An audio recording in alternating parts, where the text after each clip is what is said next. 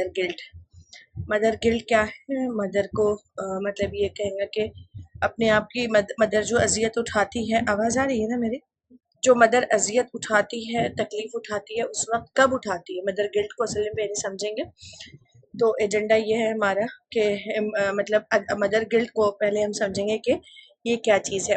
अक्सर ऐसे होता है ना, बच्चे गुस्सा दिलाते हैं, बहुत तकलीफ होती है माँ को जब वो चीखते चिल्लाते हैं या माँ से कोई बात नहीं सुन रहे हैं, बार बार बोलने के बाद भी इग्नोर कर रहे हैं, तो आप उठाकर मार देते हैं, डांट देते हैं, मार देते हैं। वो डांटने मारने के बाद याद आता है कि बच्चों को मारने के लिए मना किया गया था पेरेंटिंग में, तो गिल्टी का शिकार होते हैं कि यार मैंने मारा क्यों, बच्चों को नहीं मैंने मतलब मारना नहीं चाहिए था। इतनी गिल्टी होती है फीलिंग, गिल्टी फीलिंग होती है कि पेन होने लगता है कि यार मैं अक्सर मार देती हूँ, मैं अच्छी माँ नहीं हूँ। ये सोचता है बंदा, और फिर बच्चे को बुलाते हैं नजदीक, फौरन बुलाते हैं, उसको प्यार मोहब्बत करना शुरू कर देते हैं। तो पहले तो ये कि मारना नहीं है, मारना नहीं है, मारना नहीं है। फिर दूसरा ये कि बहुत इरिटेट करते हैं, मार दिया। तो पेरेंटिंग करने के बाद अक्सर लोगों को ये मालूम होता है कि नहीं मारना चाहिए, डांटना नहीं चाहिए, तो उस वक्त वो अपने उलझन में गिल्टी का शिकार हो जाते हैं। और न सिर्फ ये, बल्कि पाबंदी लगा दिया तो गिल्टी फील होती है कि यार मैं अच्छी मानी हूँ, क्या करना चाहिए मुझे। कभी कभी ऐसे होता है कि आपको आपकी दुश्मनी चल रही होती है किसी इन लॉज वगैरह से, तो इंसान ये बोलता है कि नहीं, मैंने बोल दिया कि ये नहीं करेगा, लेकिन वो कर लेता है ये काम, या जाकर पप्पी को बता देता है, या ताई के साथ खाना खा लेता है, जो भी आपने मना किया था वो रूल तोड़ देता है। तो उसके बाद फिर आप उस पर रिएक्शन देते हैं बहुत सख्त, और फिर फीलिंग होती है कि यार इस तरह मेरे बच्चे पे अच्छा असर नहीं पड़ेगा। तो पहले एक्शन लेना बाद में सोचना, पहले एक्शन लेना बाद में सोचना, ये हर मदर के साथ होता है, उसे मदर गिल्ट कहते हैं। पिछले दिनों मदर गिल्ट पर बहुत सारी औरतों का वो लिया गया था, इंटरव्यू लिया गया था। तो उसमें बहुत सारे लोगों ने, इवन जो ये सेलिब्रिटीज हैं, उन्होंने भी ये बताया था कि मदर गिल्ट की वजह से हमें बहुत कभी कभी एहसास होता है कि हम बच्चों को टाइम नहीं दे पा रहे हैं, पढ़ा नहीं पा रहे हैं, क्या होगा मेरे बच्चे का, मेरे बच्चे के मुस्तकबिल का क्या होगा, दूसरे की माँ जो है मदद कर सकती है, मैं नहीं कर सकती हूँ। तो इस तरह के बहुत सारे मतलब इसका आज का एजेंडा हमारा ये रहेगा कि important to practice self compassion. सबसे पहले हम अपने कंपैशन को मतलब इसके अहमियत को समझेंगे कि जो भी हम मतलब अपने आप से बच्चों की तरबियत के लिए हमें किस इसमें नज़रिया बदलने की ज़रूरत होती है, तो वो नज़रिए को हम कैसे बदलेंगे। Build a supportive network. हमारे पास अक्सर ऐसा होता है कि हमारा बिहेवियर बच्चों के साथ कैसा है, ये हर फर्द जानना चाहता है। हम अपने बच्चों के साथ रवैया रखते हैं, फिर उसके बाद जानना चाहते हैं कि यार मेरे बच्चे मेरे बारे में क्या सोचते हैं। कोई भी माँ को अच्छा नहीं लगता जब बच्चे उसके माँ के बारे में बुरा सोचते हैं, लेकिन बच्चे सोचते हैं। बच्चों को तो आपने बहुत प्यार किया, लेकिन डांट भी दिया तो फिर वो आपको बिल्कुल गिरा देते हैं, आपकी सारी चीजों को इग्नोर कर देते हैं, और उनके नजदीक सबसे अहम चीज हो जाती है कि आपने हमें डांटा क्यों, आपने हमें मारा क्यों। आजकल के बच्चों का यही मसला है। Set a realistic expectation for yourself. अपने आप से बहुत ज्यादा रियलिस्टिक एक्सपेक्टेशंस रखना चाहिए। जबरदस्ती अपने आप से ऐसे एक्सपेक्टेशन नहीं कि मैं बर्दाश्त करूंगी, बर्दाश्त करूंगी, आपसे बर्दाश्त नहीं हो रहा है, तो उसके पीछे रीजन क्या है कि आखिर आप बर्दाश्त क्यों नहीं कर पा रही हैं।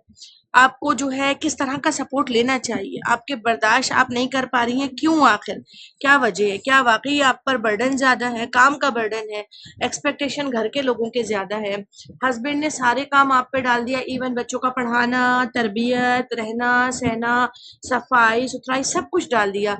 क्या आपके सपोर्ट के लिए कोई सपोर्टिंग हैंड घर में मौजूद है जो आपको अलग अलग चीजों से मदद करता है ताकि आप एक पीसफुल मदर बन सके। रियलिस्टिक एक्सपेक्टेशन खुद से लगा लें। कभी भी हर काम को बेस्ट करने के चक्कर में जो सबसे बड़ा नुकसान हम करते हैं, खुद को तबाह कर डालते हैं। मतलब हमको ये लगता है हम ये भी बेस्ट, हम वो भी बेस्ट, हम वो भी बेस्ट, सुपर वुमेन बन जाएंगे। और सुपर वुमेन बनने के लिए बहुत अच्छा खाना पकाने वाली बहू, सबका ख्याल रखने वाली बहू, सबके साथ बच्चों की बात सुनने वाली माँ, बच्चों को पढ़ाने वाली, आइडियलिस्टिक, मेरे बच्चे पढ़ाई में पीछे भी ना रह जाए। तो इतने एक्सपेक्टेशन खुद से लगाए थे, प्रायोरिटी तय नहीं कर पाते, तो हमें कैसा रवैया अख्तियार करना पड़ेगा। Identifying the source of guilt, कि मुझे गिल्ट क्यों फील हो रहा है। कभी कभी गिल्ट इसलिए फील होता है कि मैं देखती हूँ मेरी जेठानी बहुत कूल है और मैं बहुत हाश हूँ बच्चों के साथ में, तब फील होता है। कभी कभी ऐसे होता है कि हस्बैंड का गुस्सा हम बच्चों पे उतार रहे होते हैं, तो हम पहले हमारी गिल्टी क्यों फील हो रही है, हमें उसको हम आइडेंटिफाई करें कि हमने डांटा क्यों बच्चों को, तो फिर ये आइडेंटिफाई होगा कि गिल्टी क्यों फील हो रही है। जब हम कम होते हैं तो गिल्टी फील होती है, जब हम बिल्कुल इंसाफ कर रहे हो तो गिल्टी फील नहीं होती। और इंसाफ ये होता है कि जब आपने बच्चे को समझाया, समझा कर बोला, उसको लॉजिकली प्रूफ किया, फिर उसको एटमॉस्फेयर भी वैसे ही दिया कि वो ये काम करे, इन्हें पढ़ाई करे, और फिर उसके बाद आपने फिर उसको ये सख्ती बरती कि नहीं, अब सर से ऊपर पानी हो गया, अब मैंने आपको ये बोलूं और मैं आपको वार्न कर रही हूँ, एक बार, दो बार, तीन बार, फिर उसके बाद भी वो नहीं मानता है, तो फिर उस मान लेते हैं बच्चे, आप स्मार्ट जितना है, आपका कम्युनिकेशन पावर जितना है, मान लेते हैं। तो वो कैसे आइडेंटिफाई करें, पहले सोर्स को प्राइवेटाइज करें, किस बात को, सेल्फ केयर को, कि आप कहीं कम पढ़ते हैं, आप कहीं कमजोर होते हैं, तो कहीं ना कहीं आपकी कमी होती है, क्या होती है, अब हम इसको समझेंगे और फिर उससे निकलने की कोशिश करेंगे। यहाँ तक तो हमारा एट ए ग्लैंस एजेंडा था, जिस पर हमको पढ़ना है, जिस पर हमको बात करनी है। यहाँ से अब देखते हैं importance to practice self compassion. Self compassion क्या है, तो 10 बेनिफिट्स है सेल्फ कंपैशन की। क्या कंपैशन क्या होता है, इसको आप यूं समझिए कि स्टेबल सेल्फ वर्थ, अपनी कीमत को समझिए। आप एक माँ है, बच्चों के आगे लड़ने वाली चीज नहीं है, या फिर आप बच्चों के आगे मतलब नर्म निवाला नहीं है, कि बच्चे नरमी से बरतने से मुराद हमारी ये नहीं है कि आप बच्चों के सामने बिल्कुल सरेंडर हो जाए, हर चीज उनको जायज करार दे दें, हर चीज करें, कुछ भी नहीं बोलूंगी मैं, मोबाइल खेलते खेले, बाहर खेलते खेले, कुछ भी, ऐसा भी नहीं है। सेल्फ वर्थ, अपनी कीमत पहचानिए। हमेशा याद रखिए कि आप अगर बच्चों की मदर गिल्ट फील कर रही हैं, इसका मतलब ये है कि हमेशा आप बैक होती हैं। आपके हस्बैंड को भी मालूम है कि इसके साथ ज्यादती की जाए तो ये कितना बोलेगी, ज्यादा तो नहीं बोलेगी, और आप ऐसी माँ हैं जो सेल्फ वर्थ को, अपनी कीमत को नहीं जानती, इसलिए ससुराल वाले भी आपको कुछ भी बोलकर चले जाते हैं। यही चीज होती है जो शख्सियत में रौब पैदा करती है, कि आप पहले अपनी कीमत जाने। जितनी आपके अंदर अपनी कीमत होती है, कि आप अपने आप को कीमती समझती हैं, अपने आप को तवज्जो देती हैं, अपने आप को सेट करती हैं। हम समझते हैं कि हम एक ऐसी माँ बन जाएं जो जिसमें बिल्कुल बेहाल हो जाए सबका ख्याल रखने में, तो हम एक अच्छी माँ कहलाएंगे। कभी ऐसा नहीं होता। अच्छी माँ को बनने के लिए उसको अपने कपड़े, अपनी स्किन, अपने बाल, अपने रहन सहन, अपनी बातचीत, अपना अंदाज, पीसफुल टाइम, अपना बेडरूम, ये सारी चीजों को भी मेंटेन करना चाहिए, बल्कि इसको ज्यादा मेंटेन करना चाहिए। जब आपके नजदीक ये चीजें अहमियत इख्तियार करती हैं तो लोग आपकी कद्र करते हैं, वरना बोलते हैं कि दूसरी बहू को रूम देना है, तुम खाली करके हॉल में सो जा। असल में अब दूसरों को बोलने की इजाजत आप देते हैं। जैसे बात है ना कि इंसान अपनी जहन्नम खुद दहकाता है, तो वैसे ही बात है कि अपनी सेल्फ रिस्पेक्ट इंसान ना करके दूसरों को इजाजत देता है कि तुम इसकी रिस्पेक्ट ना करो। तो जब सारा घर रिस्पेक्ट नहीं करता तो बच्चे भी इज्जत नहीं करते। इसलिए आपको अपनी चॉइस, कलर पसंद, मैंने देखा सरेंडर माएँ होती हैं बहुत ज्यादा, वो बच्चों के सामने कहती हैं बेटा तुमको पसंद आ रहा है, ये तुम रख लो, ये तुम्हें, उनको बोलना चाहिए कि बेटा आपकी चॉइस है, आप अपना ड्रेस ले लीजिए, मम्मा को ये पसंद है, मम्मा ये कलर लेंगी, मम्मा अपनी पसंद का लेगी। मम्मा ने वहां पे सरेंडर होना, ये एक जो आपको लगता है कि रिवायती माँ तो देने का नाम है। अगर आप दे भी रहे हैं ना, तो बच्चे को ये मत बताइए कि मैं तुम्हारे लिए एक सेक्रीफाइस कर रही हूँ, कुर्बानी दे रही हूँ। बिल्कुल खामोश, कुर्बानी देकर भी ऐसे अंदाज करना कि नहीं, मैं कुछ कुर्बानी नहीं दे रही हूँ। यानी कुर्बानी देने के जो आपके अंदर वो आती है, क्या कहेंगे, खुद खुद तरसी, खुद पर रहम आता है कि मैंने अपने बच्चों के लिए सब कुछ खो डाला, मैं इस तरह के कपड़े पहनती थी लेकिन अब तो कुछ नहीं पहन रही हूँ। तो ऐसी बीवियां शोहर के दिल पर भी नहीं चढ़ पाती है। इसीलिए उसूल रहता है कि अब जब काम बढ़ने लगे तो आहिस्ता आहिस्ता अपनी बेहाली होने लगी। जैसे परसों किसी ने कहा था कि मैंने सब कुछ छोड़ दिया, मुझे ऐसा लगा कि मैं सबको खुश रखकर शायद कुछ पा लूं, कभी नहीं पाते हैं। आप सबका ख्याल रखने के बावजूद भी खुद का खुद पर हक है। डे वन से मैंने कभी भी अपने जात को कभी भी निगेट नहीं किया, यानी ये नहीं किया कि भाई मैं सब भूल भाल जाऊं। मुझे मेंटेन करने की आदत है, मुझे कलर पसंद है, मुझे कलर कॉम्बिनेशंस पसंद है। मैं अपने ड्रेस पे उतना ही टाइम लगाती हूँ सोचने के लिए, सेटिंग करने के लिए, कलर कॉम्बिनेशन करने के लिए, डेली ड्रेसिंग के लिए, कौन से वेयर्स कब पहने जाएंगे, गर्मा के कपड़े एक तरफ रखने के लिए और सरमा के कपड़े अब ये वाले पहने जाएंगे, ये बुर्के पहने जाएंगे, ये शूज इस तरह का मेंटेन होगा। अपने आप को मेंटेन रखना चाहिए। जब हम अपना संतुलन खो देते हैं तो हमारी कद्र कोई भी नहीं करता, मतलब अपने बच्चे भी नहीं करते, सभी नहीं करते। इसलिए maintain healthy work life balance. अपने आप को खाना खाने में, ये भी आप खा लो बेटा, ये खा लो, फ्रूट माँ नहीं खा रही है, क्यों नहीं खा रही है भाई? क्यों? बच्चों को, बच्चे खा ले, बच्चों को पसंद है, बच्चों को पसंद है, हम करते हैं ऐसा। मेरे हस्बैंड रोक कर कहते हैं नहीं, आप भी खाएंगी बिल्कुल बराबर, क्यों किसी को, मतलब क्यों किसी के लिए सेक्रीफाइस? बच्चे भी अभी बोलते हैं क्यों किसी के लिए सेक्रीफाइस करें? हेल्दी डाइट ये है कि हम अगर एक छोटा सा 2 चपाती खा रहे हैं, साथ में थोड़े से राइस खा रहे हैं, उसके साथ साथ दही का प्याला ले रहे हैं विदाउट चीनी, उसके अलावा हम जो है फ्रूट खा रहे हैं, सैलेड्स ले रहे हैं, तो हमारे हर चीज का डिस्ट्रीब्यूशन जब पूरी फैमिली के लिए हो तो अपनी जात के लिए भी हो और अपने लिए भी। अक्सर ज्वाइंट फैमिली में या छोटे बच्चों की माएँ ये मेंटेन नहीं करती हैं, बल्कि उनको तो बच्चे के काम में इतनी बेहाल हो जाती हैं कि खुद के टैबलेट्स जो सप्लीमेंट्स लेना है वो भी याद नहीं रहते। सप्लीमेंट्स लेने नहीं याद रहेंगे तो क्या होगा? आपका बच्चा मतलब आहिस्ता आहिस्ता आपसे कैल्शियम ले रहा है, पूरा खींच रहा है, आयरन कम हो रहा है, दोनों इम्बैलेंस हो रहे हैं, और जब हस्बैंड नजदीक आएंगे तो चिड़चिड़ हो जाएगी तबीयत। क्यों? क्योंकि आप फिट नहीं है। तो आप बोलेंगे कि समझना चाहिए कि मैं बच्चे की देखभाल कर रही हूँ। वो क्यों समझेगा बच्चे की देखभाल कर रही है? उसके पास तो ममता नहीं है। तो आपको खुद को बैलेंस रखना चाहिए, यानी खुद की बेनिफिट को पहले recognise the mom guilt is normal. ये समझिए कि ये नॉर्मल है, नेचुरल फीलिंग है, मुझे आ रही है, इसको अब मैं आइडेंटिफाई करूंगी। अगर मैंने मारा डांटा भी तो बच्चों से कहिए कि मम्मा डांटती हैं, मारती हैं तो आपके अच्छे के लिए डांटती है, बाद में मतलब बताइए उसे अच्छे के लिए डांटती हैं। अच्छा देखो, आप आग में हाथ डाल रहे हो और मम्मा ने आपको पकड़ के रोका, आप नहीं रुके, तो मम्मा ने क्या किया? खींच के रोका, मार के रोका, तो मम्मा ने गलत किया? अच्छा किया, हाथ तो जल जाता। तो इसीलिए चिड़िया की कहानी सुनाई। चिड़िया के बच्चे को वो कह रही थी, बेटा आग के पास मत जाओ पर जल जाएंगे, आग के पास मत जाओ पर जल जाएंगे। एक बच्चे को उसने खींच के जोर से अपनी चोंच चुबा के मार के कहा कि देखो मत जाओ कह रही हूँ ना, लेकिन उतना कहने में उसकी नजर चूक गई और दूसरा परिंदा, दूसरा वाला बच्चा चला गया और उसके हमेशा के लिए पर जल गए।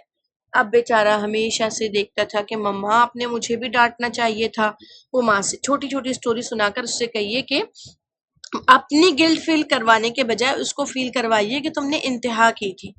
पहले आइडेंटिफाई करें कि मैंने क्यों चिड़चिड़ाहट का शिकार हुई। क्या सुबह हस्बैंड ने जो कहा कि नंद आ रही है और बच्चे आएंगे तो उसकी वजह से मैं चिड़चिड़ाहट का शिकार हुई हूँ, या मैंने मतलब कोई चीज खरीदना चाहा बच्चे के लिए, हस्बैंड ने कहा पैसे नहीं है, तो क्या मैं इस वजह से हुई हूँ? मैं सास ने चाय में चीनी कम हो जाने पर बड़बड़ाया था, क्या मैं इसलिए बच्चे को झिड़क दिया, चलो निकलो यहाँ से बहुत ज्यादा सर दुखा रहे हो इसलिए मैंने बोला? क्या मैंने अपने मतलब आप सुबह सुबह उठे तो पता चला आपको कि डेट आ गई है आपकी, या फिर आपको पता चला कि डेट डिले हो गई है और अभी स्ट्रिप लाकर हमको प्रेगनेंसी चेक करनी है, और अचानक आप बच्चे ने कुछ मांगा और आपने तड़ से थप्पड़ लगा दिया? क्यों? क्योंकि यार अभी एक टेंशन से उभरे नहीं थे, दूसरा टेंशन शुरू हो गया। तो आपने किस वजह से बच्चे को मारा? पहले आपने आप में आपको सोचना होगा। Be kind to yourself, खुद पे रहम खाइए, खुद पर खुद तरसी मत करिए। खुद तरसी क्या होती है कि यार मैं इतनी दिन भर काम करके थक जाती हूँ, किसी से आप कह रहे हैं, ये कमजोरी है। और ये कमजोरी असल में इसका सब फायदा उठाते हैं, दुनिया कर रही है, तुम एक थोड़ी औरत कर रही है। ये जुमला बोलते ही फिर आप कोलैप्स हो जाते हैं।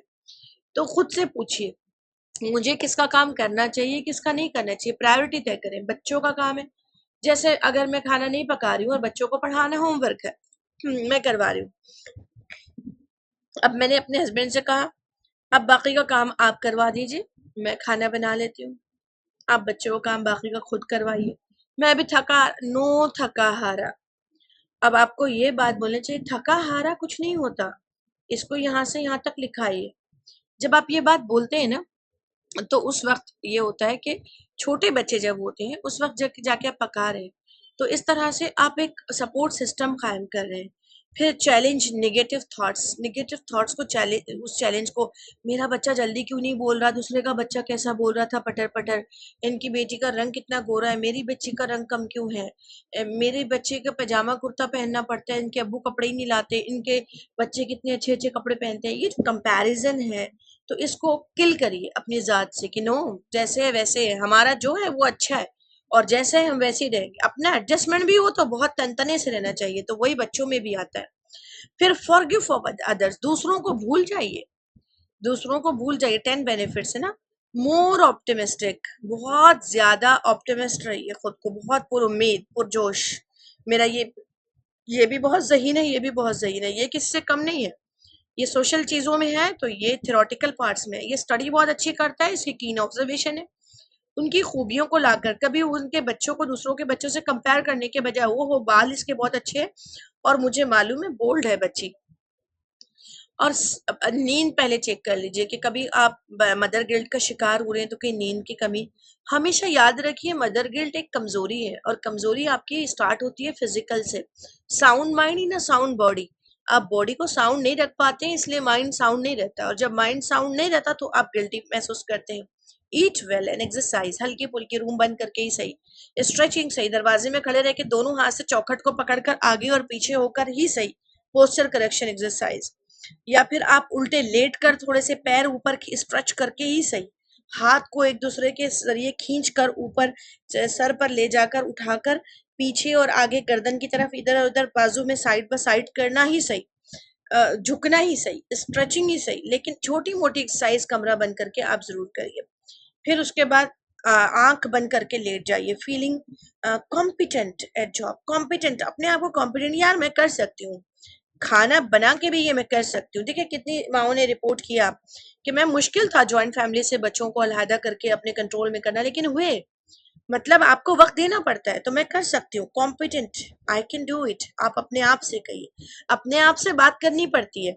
अपने आप से मिले हुए आखिर आपको कितना वक्त हुआ, वो सवाल पूछिए, देखिए कि मुझको अपने आप से बात किए हुए कितना वक्त हुआ। अब सेकंड टॉपिक पर आते हैं, ये पूरे 10 पॉइंट्स हैं। अगर आपको चाहिए तो ये 10 पॉइंट्स मिल भी जाएंगे, या फिर मैं आपको डाल देती हूँ, या आप स्क्रीनशॉट खुद ही ले लीजिए। तो ये सामने लगा दीजिए खुद के कि आपने क्या करना है। आपको अपने, हाँ, ये बहुत अहम था जो भूल गया, हैव इंटीमेट रिलेशनशिप्स। अपने रिलेशनशिप को हमेशा बहुत हंसी खुशी, ऐसा नहीं कि बच्चे के इसमें बिजी हैं, मियाँ साहब कुछ नहीं बोल रहे हैं, ये कुछ नहीं बोल रहे हैं, और फिर खामोशी से वो अपना काम किया और हट गए, तो ये इंटीमेट नहीं होता है, ये नहीं होता है। बल्कि वेल ड्रेस्ड होना, बेडरूम में अपना ड्रेस पहनना, बाद में उस ड्रेस को एक तरफ हटा देना, यानी चेंज करने के बाद में। ज्वाइंट फैमिली में रह रहे हैं तो तब भी बेडरूम के उसूल को इस्तेमाल करना चाहिए, लाजिमन करना चाहिए। जो आपने एक दिन के लिए छोड़ दिया हमेशा के लिए छूट जाएगा। याद रहे, हमेशा नाइट सूट लेना, हस्बैंड के साथ जाकर लेना, और लेकर फिर अपने आप को तैयार रहना रखना हमेशा। और फिर ये कितने भी हजारों काम दहलीज पर करने के बाद जब बेडरूम पर आप थके हारे पहुंचे, तो वहां ये रखें कि ये अब मैं यहाँ पर अगर अपने आप को वेल ड्रेस नहीं रखती हूँ, वेल सेटल नहीं रखती हूँ, तो फिर मैं यहाँ जो नुकसान करूंगी वो मेरा नुकसान है। तो मैं जब दुनिया को वक्त दे रही हूँ, जब पूरे इन लॉज को सबके खाने बना रही हूँ, जब बच्चे की देखभाल कर रही हूँ, तो मेरे ऊपर मेरा हक है। खुद को बार बार ये बोलना, मेरे ऊपर मेरा हक है। हस्बैंड को आदत भी रहना कि आपकी उनके कलर की चॉइस क्या है, उनका पसंद क्या है, उनको कौन सा अच्छा लग रहा है, ये सारी चीजों की आदत डालना। कुछ सोशल मीडिया से भी सीख लीजिए। Build a support network. जब आपको लगे कि मुझे बच्चों को डांटने, मारने, झिड़काने, बोलने में गिल्ट फील हो रहा है, या गिल्टी फील हो रही है कि मैं इसको प्रॉपर वर्क नहीं दे पा रही हूँ, गिल्टी फील हो रही है कि मैं बच्चे को पढ़ा नहीं सक रही हूँ, गिल्टी फील, कुछ भी, वॉट एवर गिल्टी आपको फील हो रही है, तो reach out to trusted individuals, जो भी आपके बहुत ज्यादा करीबी हैं उनसे बात करिए। अपने काउंसलर से बात करिए, उनसे कहिए कि मुझे क्या करना चाहिए। वो जो बोले वो उनके इंस्ट्रक्शन को मैं मतलब आपने अमल में लाना चाहिए। वो कहें कि देखो आपको रूम बंद करके बिल्कुल अकेले में तन्हा दोपहर में 1 कप चाय लेकर अपने हस्बैंड के साथ दरवाजा बंद करके अपने बच्चे को अंदर लेकर चुस्कियां लेकर पीना चाहिए, मजेदार चाय। और पूरी फैमिली का सब कुछ होने के बाद बेडरूम में अंदर जाने का कुछ आइटम आपको बनाकर जाना चाहिए जो हस्बैंड वाइफ दोनों बातें करते करते खा सके। वो पॉपकॉर्न्स के कॉर्न्स के क्यों ना हो, पॉपकॉर्न क्यों ना हो, पॉपकॉर्न्स क्यों ना हो, या फिर वो मतलब छोटे छोटे बिस्किट्स ही क्यों ना हो, कोई भी ऐसी चीज जो चाय के साथ आप बैठकर सुकून से ले सके।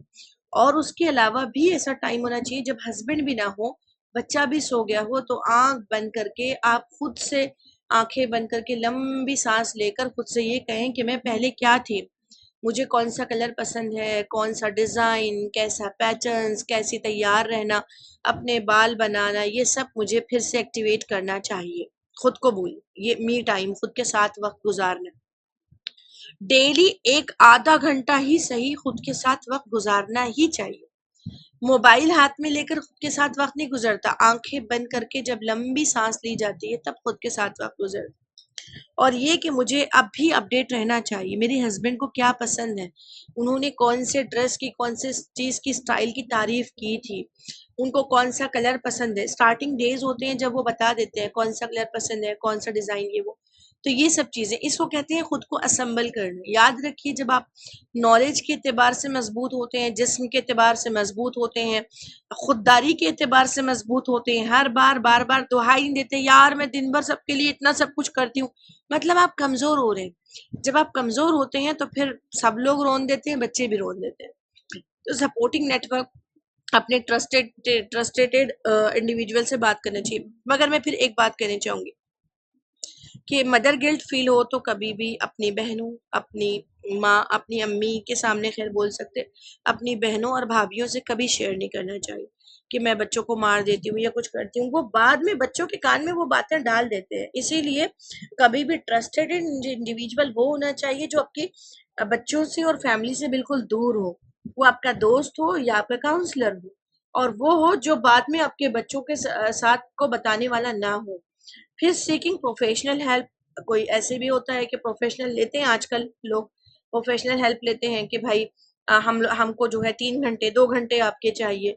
अभी जो बच्चे मतलब नीट क्रैक नहीं कर पाए होंगे की पर वो हुआ, अभी फ्रस्ट्रेटेड हो गए, तो पेरेंट्स बैठे साथ में दोपहर में भी, और बैठकर उन्होंने प्रोफेशनल हेल्प ली कि भाई हमको कैसे क्या करना चाहिए, गाइडेंस दीजिए, कुछ मतलब हमको तहरीक दीजिए, री एनर्जाइज कीजिए, दोबारा प्रोवोक कीजिए कि हम क्या करें, ऑप्शन बताइए। दिमाग माउफ हो जाता है। तो जब भी अपने मदर गिल्ट फील हो रही है तो किसी से पूछें।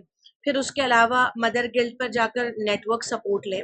नेटवर्क सपोर्ट देखिए, network help in finding resources, के नेटवर्क सपोर्ट कैसे होता है कि मदर गिल्ड होती क्या है, सेलिब्रिटीज को होती है तो वो कैसे करती हैं। आज चैट जीटीपी से भी पूछ सकते हैं कि मदर गिल्ड फील हो तो मुझे क्या करना चाहिए, वो बताएगा। लंबी सांस लें, अच्छा खाना खाएं, सुकून महसूस करें, फिर देखें कि आपने क्यों मार दिया बच्चे को, गुस्से में मारा तो उसको बुलाइए, बहुत प्यार कीजिए, उसको सॉरी मत कहिए, पहले उससे बहुत सारा प्यार कीजिए, फिर उसके बाद कहिए कि मम्मा बहुत परेशान रहती है ना, मम्मा को ये हो गया था, इस वजह से मम्मा के सर में दर्द हो रहा था, बहुत सारा काम था, इसलिए हमने कोई जोर से आपको बोल दिया, डांट दिया। अच्छा, आइंदा हमको ऐसा नहीं करना चाहिए, हम इस पे सोच रहे हैं, हम खुद पे काम कर रहे हैं कि हमको ऐसा नहीं करना चाहिए। हमको समझना और सोचना चाहिए कि आपको डांटना नहीं, आप तो इतने अच्छे बच्चे हैं कि बात से भी मान जाते हैं। तो हम कोशिश कर रहे हैं कि आपको बात करके, लॉजिकली बात करके समझाएं, बच्चे से बात करना। Social network provided emotional support, यानी फिर ये होता है कि कभी कभी कि मैके जाने का आप बोलिए, फिर मैके जाने के बाद कहिए कि मैं चिड़चिड़ाहट का शिकार हो रही हूँ, आराम के लिए अम्मी के पास जाना चाहती हूँ। बहन को भी बोलिए कि साथ हम बैठकर बात करेंगे। कोई दोस्त हो आपका जो आपके साथ, मतलब ये कि फैमिली डिस्कशन ना करे, बस वो खाली हमारे पुराने दिन, पुराने स्कूल के दिन, या फिर व्हाट्सएप ग्रुप हो जहाँ हम एक दूसरे की बात करके एक दूसरे की मदद कर रहे हो, लेकिन कोई ऐसा नहीं। फिर social support can improve parenting, यानी कि सोशल सपोर्ट हमने इस भी नेट जो निगहदाश्त का नेटवर्किंग रखा था कि एक कम्युनिटी ग्रुप होगा, जो लोग यहाँ से फारिग हो जाएंगे फिर वो अब एक दूसरे को मदद कर पाएंगे, क्योंकि सब अजनबी होते हैं और ट्रस्ट और इंटरेस्ट का कोई मसला नहीं आता। तो इस तरह से आप जो है यहाँ पर सपोर्ट नेटवर्किंग बिल्ड कर सकते हैं, और अच्छे से बिल्ड कर सकते हैं कि एक दूसरे को सपोर्ट लें और एक दूसरे से बात करें। ज्वाइन सपोर्ट ग्रुप्स, कुछ ग्रुप्स होते हैं, जैसे मैंने कहा कि पेरेंटिंग के, मैं भी ज्वाइन थी वहाँ पर। मतलब पहले जो हेलो हेलो ऐप होती है, और वो बच्चों के, न्यूबॉर्न बेबी के लिए थोड़ा सा सपोर्ट करती है। तो वहाँ उन्होंने एक ग्रुप बना लिया था। जैसे वो ग्रुप में कहती कि मेरा 7 मंथ है लेकिन पेन स्टार्ट हो गए हैं, तो डॉक्टर वहाँ पर फौरन कहते कि अपने नज़दीकी करीबी डॉक्टर के पास चली जाए। इस तरह का कुछ ना कुछ वो बात पूछती और वहाँ पर गाइड कर देते, कोई ना कोई चैट बॉक्स में जवाब देता, हजारों खवातीन वहाँ पर होती, कोई ना कोई जवाब देता, कोई किसी को नहीं पहचानता। तो इस तरह से निगहदाश्त में भी कोई किसी का आइडेंटिफाइड नहीं होता। वहाँ पर एक दूसरे के बच्चे की पैदाइश की मुबारकबाद देना, एक दूसरे को सपोर्ट करना, इस तरह की नेटवर्किंग कायम करनी चाहिए। सेट रियलिस्टिक एक्सपेक्टेशन, हमेशा याद रहे मदर गिल्ट एक कमजोरी है, और वो कमजोरी से लड़ने के लिए हमें सपोर्ट लेना जरूरी होता है, तो इसके भी बेनिफिट है। Set realistic expectations, identify your values, यानी कि अपनी अकदार को समझना कि बच्चे को कभी भी किसी का गुस्सा उस पर नहीं उतारना, और कभी अगर गलती से उतार भी दिया तो उसको रियलाइज करके अपने आप पर रियलाइज करना, और फिर ये कहना कि हाँ बेटा, हमको अंदाजा हो गया कि हम चिड़चिड़ा रहे थे किसी बात पर और शायद हम आप पर बरहम हो गए। तो इस बात को रियलिस्टिकली एक्सेप्ट करना, तो इससे बच्चे को भी आएगा कि हाँ मम्मा, हमने हमने आपको तेज बोल दिया, असल में स्कूल का मसला था। वो आपको फिर बाद में जवाब देगा, क्योंकि वो हमसे सीख रहे होते हैं। तो ये जो मैटर्स होते हैं कि हम आइडेंटिफाई करें कि हमारी कद्र कोई नहीं कर रहा। हस्बैंड शायद हमें मतलब वो रिस्पेक्ट या फिर वो जो अटेंशन पे करना चाहिए था नहीं कर पा रहे हैं, इसलिए हम चिड़चिड़े हो गए। कोई भी बायोलॉजिकल नीड फुलफिल ना होने की चिड़चिड़ाहट होती है, कोई भी ऐसी होती चिड़चिड़ाहट हो सकती है जो सेक्सुअल नीड, बायोलॉजिकल नीड, किसी भी किस्म की फिजिकल नीड, ये फुलफिल ना होने की वजह से चिड़चिड़ाहट आ सकती है। इस वजह से हम डांट देते हैं। तो आप क्या करेंगे, वो परफेक्शन यानी कि बहुत ज्यादा परफेक्शन, यानी embracing the idea of good enough parenting, यानी आप पेरेंटिंग को समझेंगे कि भाई हमारे बच्चे को जो बात मनवानी है वो मनवाने का तरीका तो हमको सिखाया गया। कम्युनिकेशन करेंगे, शख्सियत पर्सनालिटी को समझेंगे, उसकी कैपेसिटी को समझकर ऑर्डर करेंगे, तो आप मायूस नहीं होंगे। जैसे आप एक वो बच्चे को, जो बच्चा दौड़ कर काम करने का आदी है, उससे कहेंगे बेटा पानी ले आओ, तो मायूसी नहीं होगी। और वो बच्चा जो स्टडी टेबल नहीं छोड़ता है, उससे कहोगे पानी ले आओ, तो मायूसी होगी आपको। तो पहले शख्सियत को समझना, शख्सी हर बच्चे से फर्मा बरदारी एक्सपेक्ट करने के बजाय उनकी चॉइस और बाय पर्सनालिटी उनको टास्क देना। उससे आपको फील होगा कि हाँ, हर बच्चा मेरी बात सुनता है। जैसे आप बेटी से कहेंगे कि रोटी बना दो और बेटे से कहेंगे कि बेटा मेरे कपड़े इस्त्री करके ला दो, तो दोनों बिल्कुल आपकी फर्माबरदारी में पूरे उतरेंगे, लेकिन इक्वेशन आपने चेंज कर दी। बेटी से कहा कपड़े इस्त्री कर दो और बेटे से कहा खाना पका दो, तो जाहिर है आपको मतलब जो वो है गिल्ट फील होगा। आप चिढ़ेंगी, डांटेंगी और ये नाफरमानी नजर आएगी, और नाफरमानी के बेस पर आप उलझन में कुछ बोलेंगी, डांटेंगी, मारेंगे या कुछ भी हंगामा क्रिएट होगा, फिर आपको गिल्टी होगी कि यार मेरी वजह से हंगामा क्रिएट हो गया घर में। तो ये सारी चीजें होती है, काश मैंने बताना ही नहीं चाहिए था, काश मैंने बोलना ही नहीं चाहिए था, ये सब गिल्ट है। मैंने ये बात दबा देनी चाहिए थी, मैंने ये इसको इस पे ऐसा नहीं करना चाहिए था, ये सब गिल्ट है। Focus on progress not perfection, perfection से ज्यादा प्रोग्रेस को बढ़ाइए। प्रोग्रेस को बढ़ाना क्या है, आप कैपेबल हो जाएं कि मैं मेंटली पीसफुल रहूं, तो आप सब काम कर सकते हैं। अक्सर लोग मुझे पूछते हैं कि इतने सारे काम एक साथ कैसे होते हैं, तो मैंने कहा कि मेंटली एक ही उसूल है कि मैं एक काम के दरमियान दूसरा नहीं सोचती हूँ। क्यों नहीं सोचती हूँ, जैसे अगर मैं कॉलेज में हूँ तो मैं सब कुछ भूल भुलाकर कॉलेज में बैठी हूँ टेबल पर, और मेरे नजदीक मेरा कॉलेज प्रोजेक्ट है। अब घर में कौन भूखा है, कौन प्यासा है, क्या कर रहा है, काम वाली आई नहीं आई है, खाना बना नहीं बना, कुछ मुझे याद नहीं रहता। लम्हे मौजूद में पूरी ईमानदारी के साथ जिंदा रहो। जब आप दौरे पर हैं तो कोई ख्याल नहीं आता किसी भी किस्म का, किसी भी नोयत का, सारा ख्याल दौरे पर फोकस होता है। जब मैं घर में हूँ और मैं अपने घर में अपने छुट्टियां चल रही हैं, क्रॉकरी साफ कर रही हूँ, तो मुझे कोई घंटों देखेगा कि मैं घंटों कप के कलर चेंज हो गए हैं, तो उसके कलर को बहाल करने के लिए सारे रेमेडी और टिप्स इस्तेमाल कर रही हूँ, किचन में खड़ी हूँ, तो मुझे कुछ भी याद नहीं रहता कि ज्वाइन होना है, फला होना है, नो वे। काम है, बस काम है, उसके अलावा कुछ नहीं है। कपड़े जमा रही हूँ तो फिर मेरी पूरी तवज्जो सिर्फ अपने अलमारी पर फोकस है। किताबें जमा रही हूँ तो फिर किताबों के अलावा मैं कुछ भी नहीं करती हूँ। तो मतलब ये कि जब आप एक काम करते हैं, लेकिन आपको ये नहीं कि मैं ये सारे काम करके बहुत झकास घर रख कर सबको बताऊं कि देखो मैं कितना सुपरमैन हूँ। सुपरमैन नहीं, प्रोग्रेस प्रोग्रेस, आपका प्रोग्रेस बढ़े, आपकी नॉलेज बढ़े, आपकी स्टेबिलिटी बढ़े, आपकी मेच्योरिटी बढ़े। आप जो है मेच्योरिटी के साथ बच्चों को डील करें। और जब मदर मेच्योरिटी के साथ मुझे नहीं कभी शिकायत हुई है कि बच्चे मेरी बात नहीं मानते हैं। इसलिए नहीं हुई है शिकायत क्योंकि मैं ज्यादा उड़ती नहीं हूँ। बता दिया कि ये करना है, इट्स ओके, करना है, और अगर आपको नहीं करना है तो इसके परिणाम आप भुगतेंगे, मैं नहीं। बता दिया बस। तो ये आपका दो टोक जो अंदाज होता है, वो अंदाज की वजह से बात में वजन पैदा होता है और हर एक आपकी बात मान लेता है। अब जैसे कुछ क्लाइंट होते हैं, क्लाइंट बोलते हैं कि ये भी मेरे पास हो गया, मैंने ये भी करके देख लिया, ये भी करके देख लिया, ये भी करके देख लिया। तो मैंने कहा फिर मेरे पास क्यों आए हैं जब आपने इतना सब कुछ करके देख लिया? अब आपके पास कोई, देखिए ये बात होती है कि जब आपको कहा जा रहा है, आपके पूरे पहले तो मशवरा फौरन नहीं देते, पहले आपकी पर्सनालिटी पढ़ते हैं, फिर आपकी शख्सियत का डेप्थ पढ़ते हैं, आपकी इमोशनल जज्बात पढ़ते हैं कि आप कितने जज्बाती हैं इस बात को लेकर।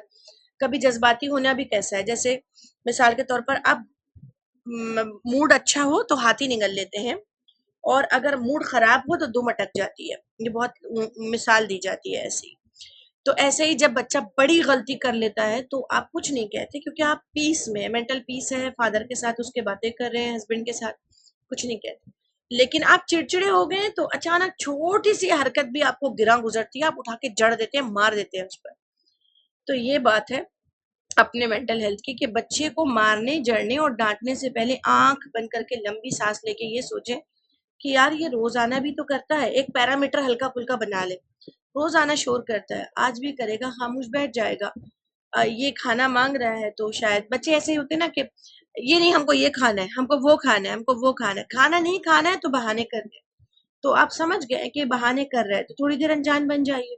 वो आपसे खेल रहा है तो आप खामोश हो जाइए और उसको गहरी आंख से देखिए उसकी तरफ, और समझने की कोशिश करिए कि आखिर आप खा क्यों नहीं रहे। तो अच्छा मुंह खोलिए।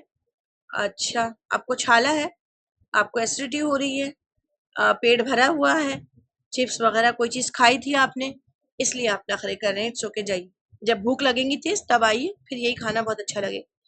तो बच्चों को जब आप दो टोक बोलते ना, माएँ क्या समझती हैं, खाना और पढ़ना ये बच्चे का काम नहीं है, माओ का काम है। बोलते भी ऐसे ही हैं, बच्चे का कलम रुकता है, मेरा दिल रुक जाता है। क्यों? क्योंकि बच्चों पर वो थोपती हैं बहुत ज्यादा। फिर वो रोज होमवर्क करे, रोजाना पढ़ने बैठे, रोजाना ये काम करे, और ऐसा लगता है वो काम बच्चे का नहीं है, माओ का है। भाई बच्चे का काम है, बच्चा टेंशन लेगा। अब बच्चे नहीं लेते हैं तो आप क्या करेंगे? तो बच्चे नहीं लेते हैं तो आप अनजान बन जाएंगे, आप उनको इग्नोर करेंगे और फिर बोलेंगे आपने होमवर्क नहीं किया, क्लास में मैं नहीं जा रही हूँ, आप जा रहे हैं, डाटा आप खाइए। खाने दीजिए, एक दिन खाने दीजिए, 2 दिन खाने दीजिए, अकल ठिकाने आ जाएगी। मुझे बच्चे जब ऐसे देखते तो उस वक्त कहते नहीं मम्मा आप बोलकर करवा लेती, वो ज्यादा अच्छा है, कितना अप्रिसिएशन मिला था। और जब आपने इग्नोर कर दिया तो फिर हमको डांट भी पड़ी।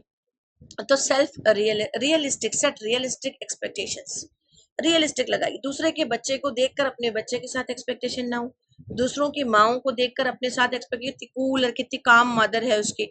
नहीं, आप अपने मतलब ये खुद भी कूल और काम रहिए, और परफेक्शन से ज्यादा अपने प्रोग्रेस पर तवज्जो दीजिए। फिर उसके बाद प्रायोरिटी सेल्फ केयर, अपनी जात को केयर करना, अपनी जात पर तवज्जो देना, ये बहुत जरूरी है। मैंने यहाँ खास तौर पे ऐसे पिक्चर लगाया है, जो पिक्चर में माँ जो है बिल्कुल पुरसुकून बैठकर चाय की सिप ले रही है।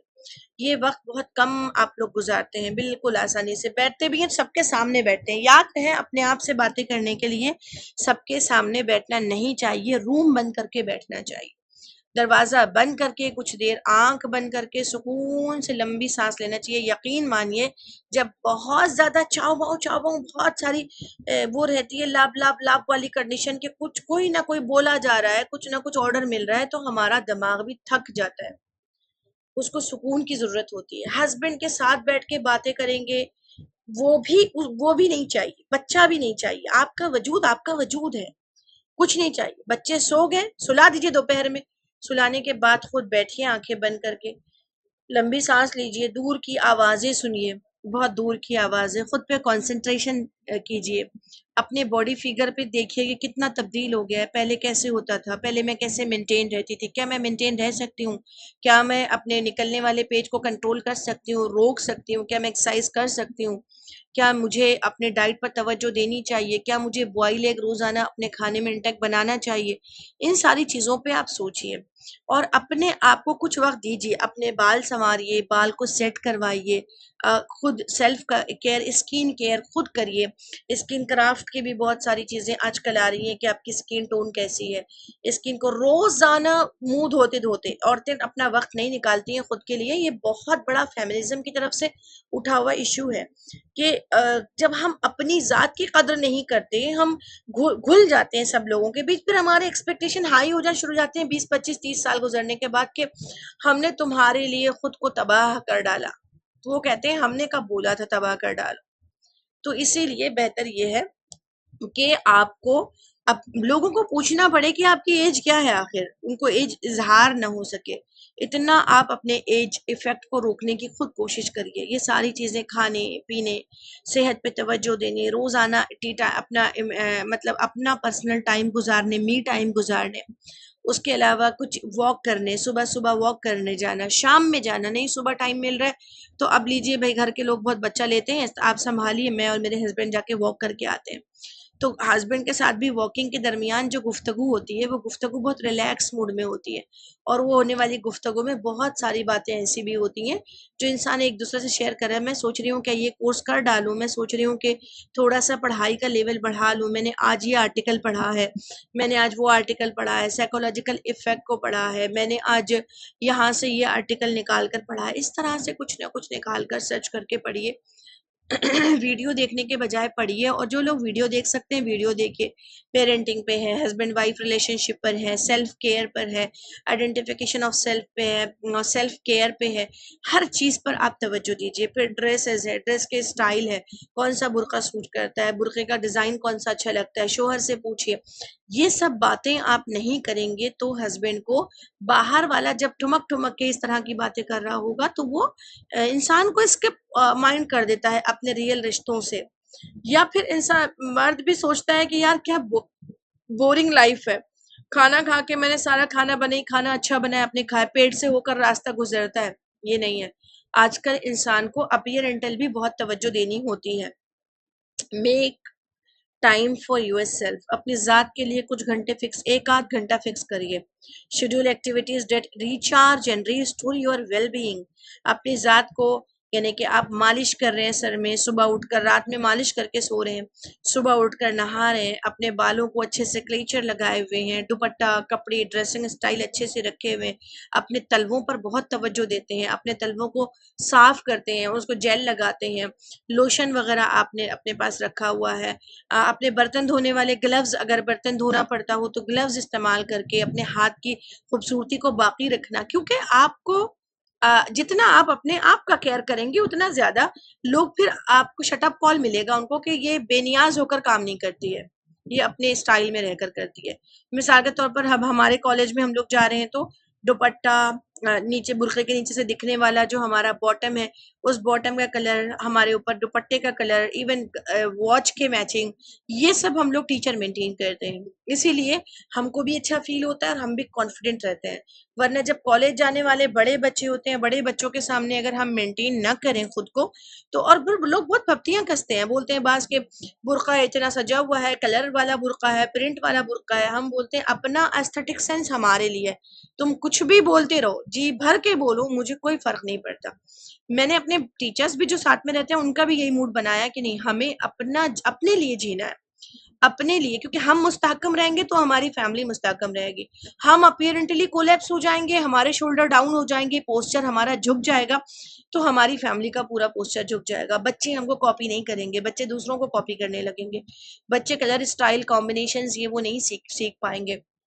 बच्चों को डिसेंट कॉम्बिनेशन, जैसे मिसाल के तौर पर कुछ दूसरे वाले हमारे स्टाफ के दूसरे बाहर के लोग हैं, वो प्लेन बुर्का और प्रिंटेड दुपट्टा ओढ़कर आ रहे हैं। मैंने कहा प्रोफेशनल्स में प्रिंटेड बुर्का और प्लेन दुपट्टा होना चाहिए, प्रोफेशनल एथिक्स में आता है। अगर आप प्रोफेशनल एथिक्स में ब्लू और ग्रे कलर का बुर्का ही आपको जॉब प्लेसेस पे यूज करना चाहिए, अदर प्लेसेस पे दूसरा बुर्का इस्तेमाल करना चाहिए। अब टीचर ने मुझे लॉजिक पूछा कि आखिर ऐसा क्यों। मैंने कहा देखो, अगर हम लोग मिसाल के तौर पर एक ही बुर्का पहनकर बाहर शॉपिंग पे जा रहे हैं और शॉपिंग पे हम किस इसमें कंपार्टमेंट में कौन सी चीज खरीद रहे हैं, अब कुछ अंडरगारमेंट्स है, कुछ भी है, तो वो दूर से देखने वाला, हमारा पढ़ाने वाला स्टूडेंट भी, स्टूडेंट का अब्बा भी हमको देख रहा है कि मैडम है और फलां के साथ मैडम ये काम करने जा रहे हैं, तो कितना बुरा लगेगा। तो आपके बुर्कों में भी, आपके अबाया में भी कम से कम ये गैप रहे कि हम जहाँ पर अपने प्रोफेशनल लाइफ में जो हमारे अबाया यूज करते हैं वो हम अपने फैमिली लाइफ के साथ उसको नहीं करेंगे, और इज्तिमा में हम जो करते हैं वो भी शॉपिंग मार्केट के लिए इस्तेमाल नहीं होगा। इसको हम इंश्योर करने की कोशिश करें। उनको लॉजिक समझ में ही बोला, बिल्कुल सही है। उसके अलावा प्रैक्टिस माइंडफुलनेस। माइंडफुलनेस की प्रैक्टिस क्या होती है? माइंडफुलनेस की प्रैक्टिस होती है आंखें बंद करना, लंबी लंबी सांस लेना, अपनी मुट्ठियों को जोर से भींचना और अपने बॉडी का आहिस्ता आहिस्ता आहिस्ता वो भींची हुई मुट्ठियों को, ताने हुए पैरों को छोड़ना और रिलैक्स होकर बहुत दूर की आवाजें सुनना, बहुत दूर की आवाजें सुनना। ये माइंडफुलनेस माइंडफुल एक्सरसाइज है।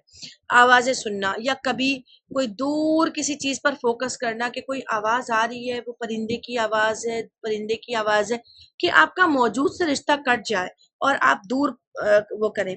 फिर उसके अलावा कोई भी अचानक ऑर्डर पर ऑर्डर आ गया तो माइंडफुलनेस ये है कि मुझे ये चाहिए, मुझे ये चाहिए, मुझे ये चाहिए, तो आप लंबी सांस लेके बोलना 1 मिनट, ये आप ले लीजिए, ये आप, और फिर ये आप। बहुत तेजी के साथ नहीं करना, स्लो मोशन में करने की कोशिश करना। उसके अलावा क्या होता है, माइंडफुलनेस वॉक करना, ये भी माइंडफुल एक्सरसाइज है। उसके अलावा आप जो है किसी से बात करना, अपनी दोस्त, अपनी सहेली से, कभी बैठकर कैटलॉग्स देखना, अलग डिजाइन, कपड़ों के कौन से डिजाइन हैं, कौन से वाले हैं, अच्छा इस डिजाइन को मैं कॉपी करने के लिए कौन से लेसेस लाकर किस तरह से, स्टिचिंग स्टिचिंग है, केक मेकिंग है। आपने सुना होगा सेटिस्फाइंग बोलते हैं वो, कि ये देखना बहुत सेटिस्फाइंग लग रहा है। तो इस तरह की कोई चीज को देखना जो अपने पास नहीं भी है उसको देखना, फ्रस्ट्रेशन उससे नहीं लेकर आना, लेकिन ये कि वहां से आइडिया आप क्या पिंच कर सकते हैं, क्या उठा सकते हैं, क्या पिक कर सकते हैं। आपने एक जगह आइडिया देखा कि इन्होंने लेसें लेकर प्रिंटेड कपड़े के कॉम्बिनेशन से कुछ नया बना लिया, तो स्टिचिंग वाले इस पर जाना, वहां जाकर कुछ चीजें देखना कि कैसे बनाया जा सकता है, कम पैसों में भी हम कैसे बना सकते हैं, कैसे इसको तैयार कर सकते हैं, वो आइडियाज देना। इस तरह की चीजें भी माइंडफुल एक्सरसाइज के तौर पर की जाती है। उसके अलावा आर्ट एंड क्राफ्ट के कुछ आर्ट अटैक होते हैं, वो चुटकुले कोई ना कोई टोटके देखना कि बर्तन का कलर कैसे निकाला जाएगा। परसों ही मैं मतलब देखा कि मतलब तेल का दाग लगा हुआ है और मतलब इस कपड़े पर, जो सिंथेटिक है कपड़ा, यानी कि बुरखे अबाया के कपड़े पर तेल का दाग लग गया, उमूमन खाना खाते वक्त लग जाता है। तो वो निकलने का तरीका उसने बताया, मैंने वैसे ही अप्लाई किया कि उसको इस तरह टेबल पे बिछा दिया, उसके बाद उसको गर्म करके एक मरतबा इस तरह उस पर घुमा दी, उसके बाद टलकम पाउडर लिया, बहुत सारा पाउडर डाला, एक कागज लिया, वो कागज को उस पर रखा और इस तरह किया, देर तक इस तरह किया, पाउडर गीला हो गया, उसके बाद झटक दिया उसको और साफ कपड़े से रब कर दिया, पूरा स्टेन गायब, दिखाई नहीं दिया, कुछ भी नहीं था, मतलब दाग ही नहीं था वहां पे। तो ऐसे चीजों को, छोटी छोटी चीजों को अप्लाई करना, किचन के टोटके हैं, कोतमीर को साफ रखने का तरीका है, या कोई चीज प्रिजर्वेटिव करना, फ्रोजन करना, ऐसे बहुत सारे घरेलू वो चल रहे हैं, ब्लॉग्स चल रहे हैं, उसको देखना भी आपको माइंडफुल एक्सरसाइज के तौर पर सही होता है। उसके बाद डिमांड करके घर का संतुलन खराब नहीं करना, बल्कि मैं क्या बेस्ट कर सकती हूँ अवेलेबल रिसोर्सेज को यूटिलाइज करके। हमेशा सोचना कि अवेलेबल रिसोर्सेज को यूटिलाइज करेंगे, नया कुछ लाके मैसी प्लेस घर की नहीं बनाएंगे। फिर उसका seek balance, find a balance between your needs and the needs for your family. मेरी ज़रूरतें और मेरी फैमिली की ज़रूरतें, जैसे मिसाल के तौर पर मैं अक्सर कहती हूँ कि खवातीन को किसी एक को, मतलब हम बहनों में किसी एक को हेयर कट आता है और किसी एक को फेशियल आता है और किसी एक को स्पा, हेयर स्पा करना, हेयर कट करना, हेयर स्पा, और किसी एक को कलर कपड़े कॉम्बिनेशन आता है। जब हम ईद पे जमा होते हैं तो मैं, निक्की, अर्शिया, हमारा, हम लोग जमा होते हैं तो मैं फेशियल कर लेती हूँ, अर्शिया हेयर स्पा कर लेती है, फिर मैं हमारा या हम लोग मिलकर एक एक कोई मेहंदी लगा लेते हैं, तो सबको लगा लेते हैं बिल्कुल प्रोफेशनल स्टाइल में सारी। और जो ब्यूटी पार्लर में हम पैसा नहीं डालते, लेकिन ये नहीं है कि उसकी वजह से फेशियल नहीं करते, फेशियल कंपलसरीली करते हैं हम। अपने मेकअप करना, मेकअप आर्टिस्ट बनना भी, मैंने अपनी बेटी को भी एक छुट्टियों में केक बनाना सिखाया, दूसरा में मेकअप आर्टिस्ट बनना, तीसरे में स्किन केयर करना। ये सारी चीजें सीखनी भी चाहिए, सिखानी भी चाहिए, क्योंकि इसका ताल्लुक होता है कि हम अपनी शख्सियत को कम पैसों में बैलेंस रख सकते हैं। वरना आप और पार्लर जाइए तो वहाँ बहुत पैसा लग जाएगा, लेकिन वही किट आप लेकर आइए और जो भी प्लाटिनियम की है, उसकी है, और आप तो वैक्सिंग करवाते नहीं हैं, तो ब्लीच करवा ले सकते हैं। तो अपनी अपनी स्किन का खुद केयर करें, ब्लैक हेड्स निकालें, खुद एक दूसरे का हेल्प करें, या खुद ही करें तो ज्यादा अच्छा है। तो ये सब चीजें आप करके अपने आप को बैलेंस रख सकते हैं और आपको उससे फिर आपकी कमजोरी और मदर गिल्ट का सिचुएशन पैदा नहीं होगी। Identifying the source of guilt, guilt का यानी आपको जो एहसास पैदा हो रहा है कि बच्चों को मारा, बच्चों को डांटा, मैं अच्छी माँ नहीं हूँ, मैंने मैंने अच्छा कुछ भी नहीं किया, बच्चों को पढ़ा नहीं सकती हूँ, मैं अपडेट नहीं रहती हूँ, मेरा कोई चीज ढंग से नहीं रहती, यार मैं अजीब सी हूँ। जब ये फीलिंग हो रही है तो रिसोर्सेस करें, रिफ्लेक्ट ऑन योर ट्रिगर कि आप कब ट्रिगर हुए, यानी आपको कब महसूस हुआ ऐसा कि यार मैं अच्छी माँ नहीं हूँ, क्योंकि अपनी बहन को देखा, आपके बहन के बच्चे बहुत पीसफुल हैं तो आपको टेंशन होने लगी। आप दूसरों के बच्चों के रिजल्ट को देखा, आपने अपने बच्चों को दूसरों से कंपेयर किया, आपने अपनी फैमिली को कंपेयर, तो उस सिचुएशन पे अपने अपने आप को फोकस करें कि आखिर मैंने क्यों किया, मुझे क्यों ऐसा एहसास हो रहा है 2-3 दिन से कि मैं जो है एक अच्छी माँ नहीं बन पा रही हूँ, या मैं जो है कंट्रोल नहीं कर पा रही हूँ बच्चों को, या मेरे बच्चे मेरी बात नहीं सुनते हैं, या मेरा फिगर तब्दील हो गया है, मेरे हस्बैंड मेरी तरफ तवज्जो नहीं दे रहे हैं। ये मुझे कब फील हुआ, ये उसको उसके जो सिचुएशन है उस सिचुएशन को महसूस करें। हमेशा ऐसा होता है जब वेट बढ़ जाता है, गेन होता है, तो उस वजह से फील होता है बहुत ज़्यादा, या पोस्टपार्टम बच्चा पैदा होने के बाद पोस्टपार्टम ट्रॉमा ट्रॉमा की वजह से होता है, या बच्चे जब मतलब बच्चे सर में सफ़ेदी नज़र आने लगती है बालों में, तब जाकर फील होता है। तो ये सब चीज़ें कब फील होती हैं ये महसूस करें, उस वक्त जब आप अपने आप को मेंटेन नहीं करते हैं। फिर चैलेंज सोशल मतलब सोसाइटल प्रेशर, बोलते हैं ना कि देखो ये इनके अम्मा का तो काम ही नहीं संभलता, और अलग अलग किस्म से कुछ चीजें आप पर समाज डाल देता है। 4 बेटियां हैं, अच्छा 2-2 बेटियां हैं, भाई नहीं है, इस तरह के सवालात की वजह से भी हाँ बहुत चैलेंजिंग सिचुएशन हो जाती है, और इंसान जो है गिल्ट फील करने लगता है कि यार मेरे साथ ही ऐसा क्यों है, मेरी तकदीर में ऐसा क्यों है। तो यहाँ पर और भी पॉइंट्स हैं, जैसा कि अपने आप को टाइम ना देना, या फिर अपने बच्चों की ज़रूरत को ना समझना, या मतलब बहुत ज़्यादा हाजिर बच्चों के सामने ना रहना, not able to give us much, यानी कि बहुत ज़्यादा आपको आप जो है बिल्कुल गायब माइंड है, गायब दिमाग है, किचन में लगी रहती हैं, या फिर मोबाइल देखने में कई घंटे गुजार देती हैं, या बच्चों पे तवज्जो नहीं दे पा रही हैं, बच्चों की ज़बान बिगड़ रही है, तो गिल्टी फील होती है। और मैं आई एम मिसिंग आउट, यानी कि मैं अपने आप को खो चुकी हूँ, कहीं ना कहीं मुझे ऐसा लगता है कि मैंने अपने आप को खो दिया, मैंने अपने वजूद पर से कंट्रोल हटा दिया, मैं इससे अच्छा कर सकती थी।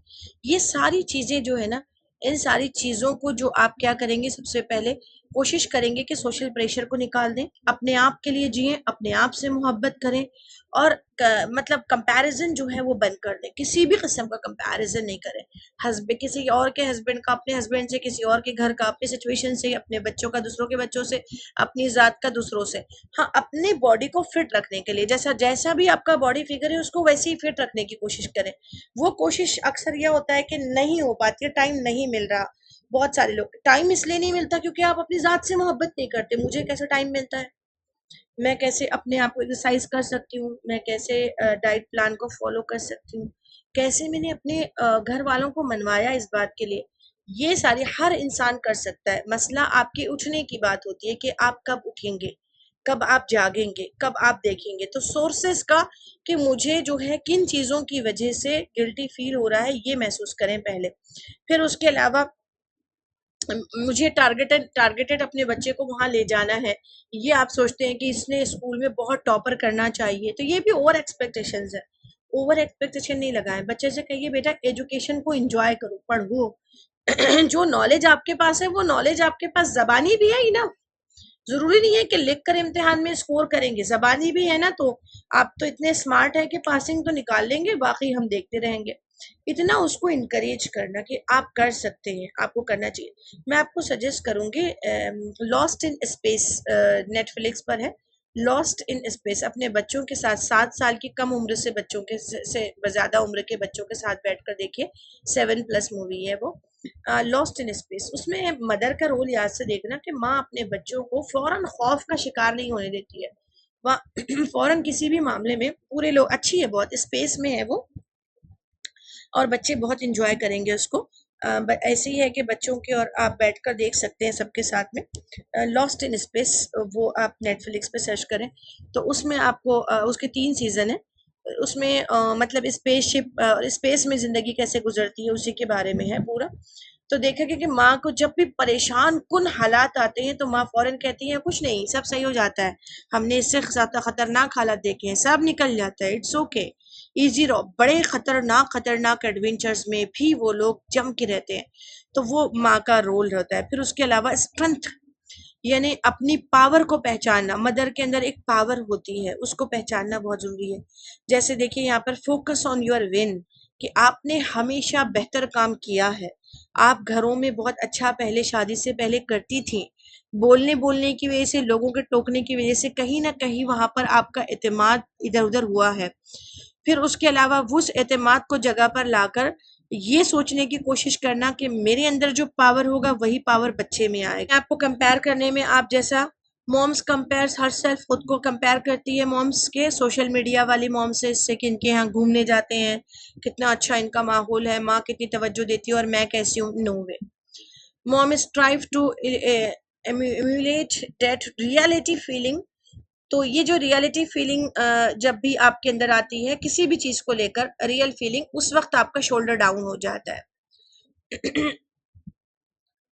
ओवर स्टिमुलेटेड होती हैं आप, या ओवर वार्म हो जाती हैं। ओवर स्टिमुलेटेड कैसे होती हैं, यानी कि आप सोचते हैं मैं कर सकती हूँ, और फिर शुरू हो जाते हैं, चलो ये भी करूंगी वो भी करूंगी, अपने बच्चों को बिल्कुल गिरने नहीं दूंगी। यहाँ पर आप आपके स्पाइनल कॉर्ड में पेन कर लेते हैं, मतलब आपको दर्द होने लगता है कि बहुत देर से खड़े हैं, किचन भी है, ये भी है, वो भी है।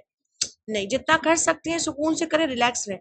डिमांड करने वाले डिमांड करें तो उनको एक देखना ही काफी हो जाए आपका कि मैं रोबोट नहीं हूँ, कर रही हूँ, हो जाएगा। ये इस तरह से आपका कूल रहकर जवाब देना, या कूल रहकर कोई करना। फिर ओवर बर्डन होना विथ रिस्पॉन्सिबिलिटीज, और फिर बहुत सारी चीजों को लेना नो वे। बच्चा छोटा हो या बच्चा बड़ा हो, या बच्चों को वक्त देना हो, तो सबको बता देना कि 12 बजे खाना बनने के बाद मैं किचन में नहीं हूँ, तो शाम के 5 बजे तक, 4:30 तक, 5 तक नहीं। ये टाइम मेरे बेडरूम में आकर मेरे बच्चों को टाइम देने का टाइम है, तो इट्स ओके, इसके सिवा मेरे पास कुछ भी नहीं। बल्कि खाना निकाल कर अपने बच्चों का और हस्बैंड का अंदर लेकर चले जाइए कि सारे लोग खा लें भाई। दोपहर का खाना मैं अपने बच्चों के साथ, हस्बैंड के साथ खाऊंगी, एक टाइम तो हम लोग फैमिली अपने सिंगल फैमिली के साथ खाएंगे। इस तरह से आप इस तरह के डिसीजन, और हस्बैंड को अच्छा लगता है इस तरह के डिसीजन लेना, कोई बुरा नहीं लगता। उनको ये कहिए कि बच्चे के साथ बातें करते हुए खाने से हम इसकी लर्निंग को बढ़ा सकते हैं।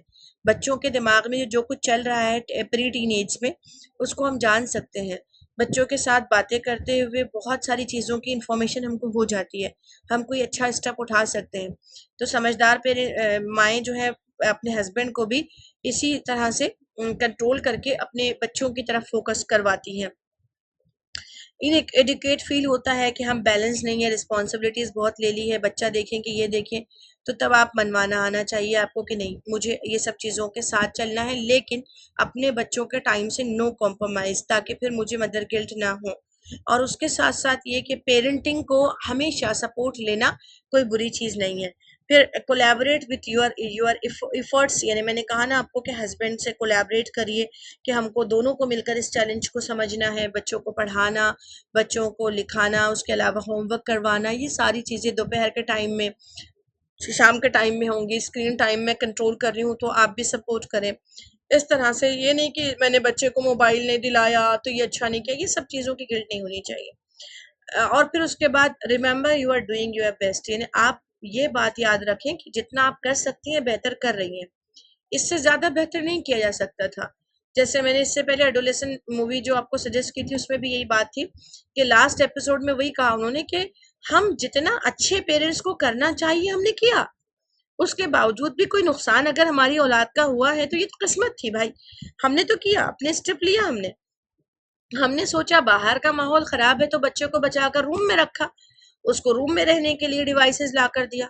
अब उसके बावजूद कोई मर्डर वगैरह चीज या बहुत बड़ी चीज से हो गई है, तो ये हमारी गिल्ट नहीं है। मदर फादर गिल्ट, उनको पेरेंटल गिल्ट होता है, लेकिन फिर बाद में वो ये संभालते हैं कि देखिए हमने कोशिश की है एक अच्छे माँ बाप बनने की, बहुत सारी परेशानियों के बाद। तो हमेशा फोकस ये होना कि हम बेस्ट क्या कर सकते हैं उतना करें।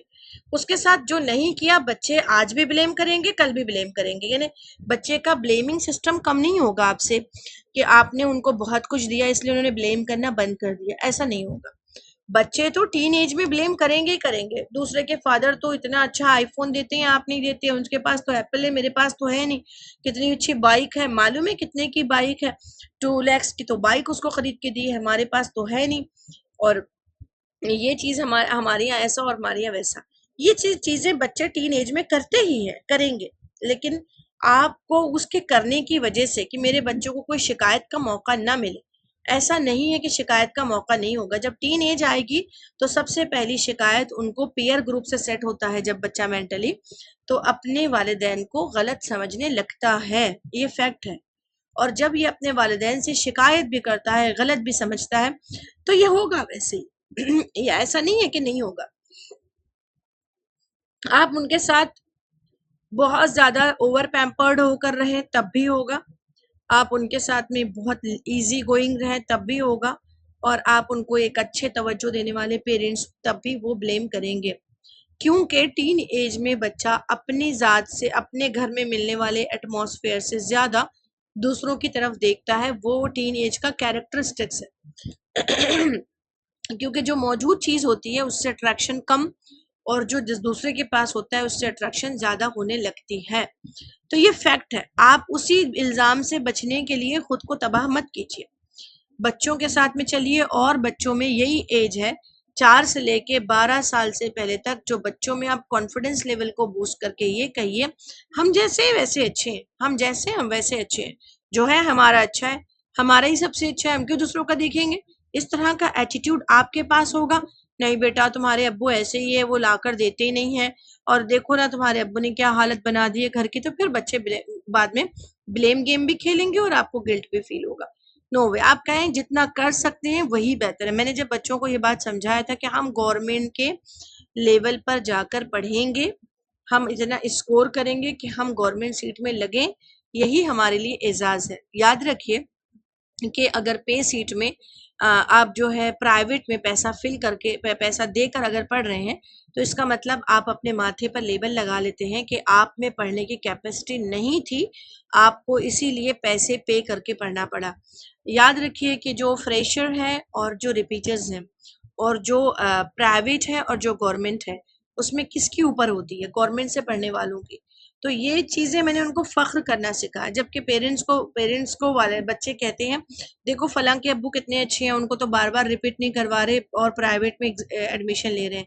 इस तरह के ताने अपने पेरेंट्स को देने लगते हैं, और फिर पेरेंट्स गिल्ट करके भी, पेरेंट्स बहुत ज़्यादा अपने आप को ह्यूमिलेटिंग फील करने के बावजूद भी हाथ को क्या आता है? एक ऐसी औलाद जो माँ बाप को ब्लेम कर रही है। तो इसीलिए ये ब्लेम गेम से बचने के लिए आप कभी भी अपने आप को सुपर वुमेन बताने की कोशिश ना करें, बल्कि आप उतना ही करें जितना मेरे रब ने मुझे मुकल्लफ बनाया, मुझको ये रोल प्ले करने के लिए दिया, और मुझसे वो पूछेगा, वो तलब करेगा, तो मैं क्या जवाब दूंगी कि इस बच्चे पर मैं ये बेहतर कर सकती थी, मैंने किया। अपने लेजीनेस को तोड़ना, प्रोक्रास्टिनेशन को खत्म करना, किल करना, और किल करके बच्चों को आगे बढ़ाने के लिए झुक जाना। मैंने आपसे कहा कि पढ़ाने के लिए आप अलग अलग तरीके इख्तियार कीजिए, पढ़ाइए उस निसाब को, स्टिक लकड़ियां जमा करके आप जो है वो गिनना सिखाइए, या टेबल बनाना सिखाइए, या टेबल कैसे बनता है वो सिखाइए, या आप चार्ट्स के ज़रिए से, मॉडल्स के ज़रिए से, क्ले के ज़रिए से, चीज़ों के ज़रिए से सिखाइए अपने बच्चों को। स्कूल के स्कोर पे फोकस करने से ज़्यादा उसकी लर्निंग पावर को बढ़ाइए, तो फिर वो आपको भी फील नहीं होगा।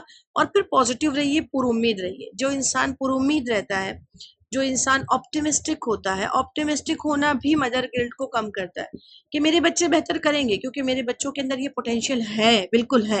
अपने दिमाग को ये याद करवाइए। तो याद रखिए, जब आप अपने दिमाग में सोचते हैं, जैसे मैंने कहा ना कि मुझे ये नहीं अंदाजा कि मैंने अपने बच्चों को कभी ये कहा कि तुमको ये और ये फील्ड में जाना है और ये करना है। जो कर रहे हैं इट्स ओके, जो कर रहे हैं अच्छा है, बहुत अच्छा है। चाहो तो करो, नहीं चाहो तो नहीं, इट्स ओके, कोई बात नहीं। जो पसंद है वो करो। तो ये चॉइस देने की वजह से बच्चे जो हैं वो पावर लेते हैं, और मदर के अंदर भी एक पावर आने लगता है। तो यहाँ पर हमारा जो लेक्चर है, इस लेक्चर की सारी डिटेल तफसीलात यहाँ पर एंड होती है। और इसी के साथ ये कि हम मदर गिल्ट को पेरेंटिंग के चैप्टर में एक बहुत इम्पोर्टेंस हासिल है, इस हैसियत से कि माएँ मारती हैं, डांटती हैं। फिर एक और बात मैं जो बोलना भूल रही हूँ, कि कभी भी फ़ौरन डांटने मारने के बाद बच्चे को बुलाकर सॉरी वॉरी करके रोना धोना कि नहीं बेटा नहीं मारूंगी आइंदा में, इस तरह का कुछ भी नहीं करना। उससे क्या होता है, जो बच्चे पर मार का असर हुआ था, डांट का असर हुआ था, वो भी चला जाता है। एटीट्यूड पैदा करें। अगर मार दिया तो उनको बुलाइए और कहिए, इधर आइए बेटा, आधे घंटे के, 1 घंटे के बाद, और कहिए कि मुझ पर ना फला फला चीज़ का टेंशन था, इसलिए मैंने आपको डांटा और मारा। तो बच्चे बच्चे को ये एहसास होगा। बहुत ज़्यादा लड़ने से बच्चे को ये एहसास होता है कि माँ बाप का काम ही है हमें पालना, और माँ बाप का काम ही है हमारी बातें सुनना और हमारी बातों पर मानना और हमें ये सब चीज़ें देना। उनको ये नहीं, उनको ये एहसास रहा है कि सेल्फ रेस्पॉन्सिबल, कि नहीं मेरा काम है, माँ बाप की बात मानना, उनकी चीज़ों को समझना, ये मेरी ज़िम्मेदारी है। तो ये आप यहाँ पर मदर गिल्ट का चैप्टर एंड होता है।